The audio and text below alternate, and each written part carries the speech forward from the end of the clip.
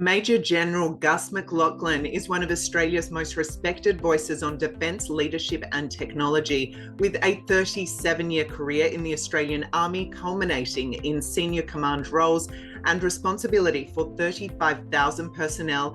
Gus oversaw the modernisation of Australia's defence capabilities in areas such as cybersecurity, drones, and command systems. Since transitioning from the military, Gus has built a career in the private sector, serving in senior leadership roles at Boral and advising defence and technology companies in cybersecurity, AI, and aerospace innovation. He currently serves as inaugural chair of the AI and Cyber Futures Institute at Charles Sturt University, Adjunct Professor at Monash University, and Senior Advisor to the University of Sydney.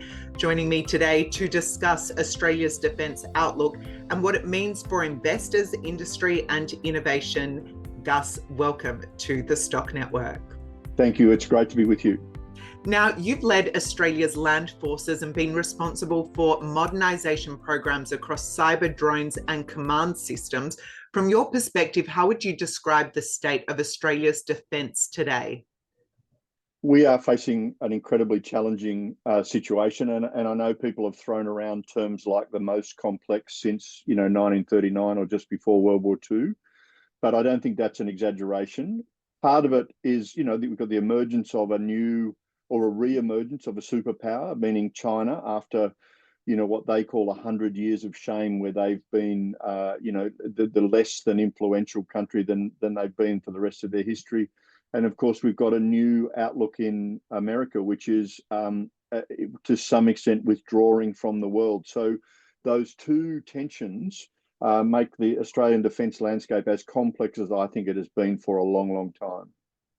Okay, and speaking about those emerging threats, also global trends, you've served in conflict zones like Afghanistan and Iraq and held international roles across the Middle East and the US. What global security challenges do you see as most critical for Australia to prepare for now? The first thing I'd say is that we're facing the breakdown of this international rules-based order. That's been incredibly good to Australia. We've been able to establish global supply chains, uninterrupted, high confidence. We've had confidence in the systems, if you like, in the way nations were interacting. Russia's aggressive and illegal invasion of Ukraine, more recently the situation in Gaza, which even as we talk today, we've seen Israel attacking Hamas in the capital of a third country in Qatar. These are signs that the rules-based order is under considerable pressure and probably breaking down, meaning that might is right. And so for a country like Australia, who firstly needs to defend itself and its interests, but also we're a global citizen, we like to think we're a very well-positioned middle power. We've all got to do what is needed to first make sure that we're safe, and then see what we can do to help re-establish some of that order. You overlay on that, of course, the emergence of things like AI, which is impacting everywhere in business. Well, let me tell you, in my sort of sector, it is going to be incredibly influential. The ability to put autonomy into these drones, whether these are autonomous aircraft that could be armed, ground robots, etc. We're seeing a new level of threat and an extreme speed up of that technology. Long range missiles, Australia's we've been able to be very safe because of our geography. We've got this enormous moat around us, the oceans around us, but the range of these modern missiles mean that that's no longer the protection that we perhaps might once have had. So things like our own Iron Dome or integrated air and missile defence, to use the technical term, all of these are new priorities for Australia, and it's challenging governments to be able to afford this rapid increase in defence spending. Now, on that defence spending, you are the inaugural chair of the AI and Cyber Futures Institute, also advisor across cybersecurity and aerospace innovation. You've touched a bit there how you see AI, drones, and cyber capabilities shaping the future of Australia's defence strategy. But what do you think really needs to occur, or what do company leaders or government need to see in order for this to materialise? Yeah, well, there are two new domains that we describe in terms of human competition or conflict. Business leaders will be aware, of course, of one of those, which is the cyber domain. The other one we haven't talked much about is space. The militarization of space is really significant, and again, potentially impact us all. You know, we all walk around the city with our GPS guided phones, but we probably don't understand that much more important encryption for things like our financial systems, our stock exchange systems are all done using GPS timing from space. So any disruption in space is going to impact our lives and our businesses.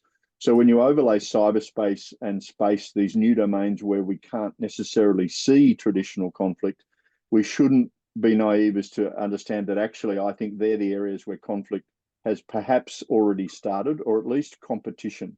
So, you know, we know that major states like Iran, North Korea, potentially China, are looking to achieve penetration of our physical infrastructure so that if there is conflict, that they could disrupt our water supply, fuel distribution, water purification, etc. So, one way to influence a country like ours is to attack our businesses, particularly those with global exposure, and limit their ability to do what they need to do. So business leaders have to pay attention in a way that I think is perhaps even an accelerated area. Cybersecurity, where we've been guarding against that criminal element of ransomware, etc.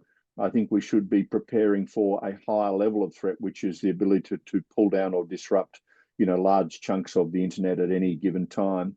And space, unfortunately, I remember as a kid watching James Bond movies where satellites sort of opened up and swallowed other satellites and thinking, that was palpably unrealistic. Well, unfortunately, the new space domain will involve satellites maneuvering up next to Australian communication satellites, for example, and potentially grabbing them, breaking them, or disrupting their orbit, all in new ways that we are yet to comprehend. I wish I sounded more optimistic. These challenges are really quite considerable.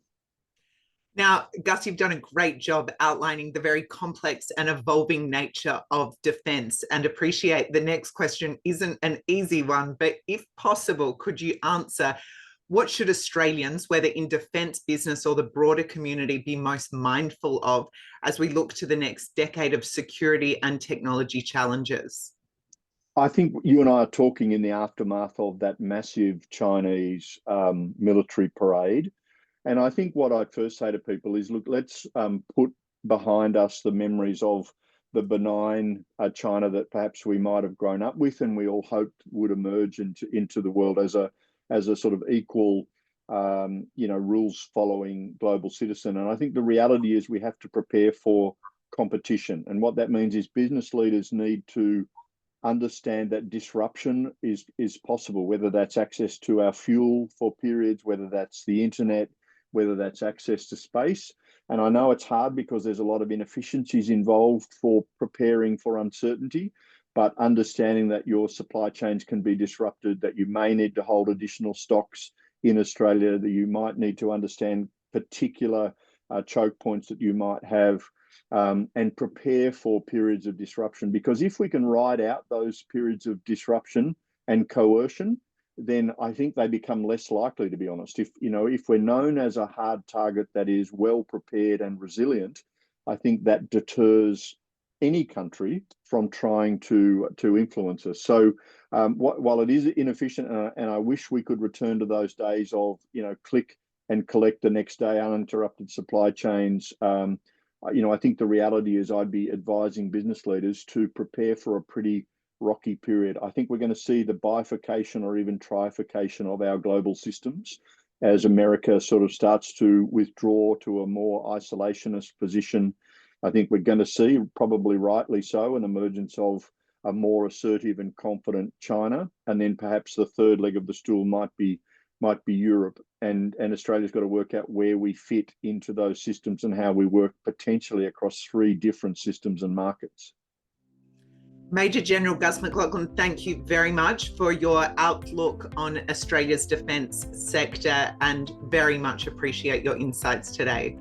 I wish I could sound more optimistic, but I think a well-prepared, resilient Australia is still capable of being the absolute best place in the world to be.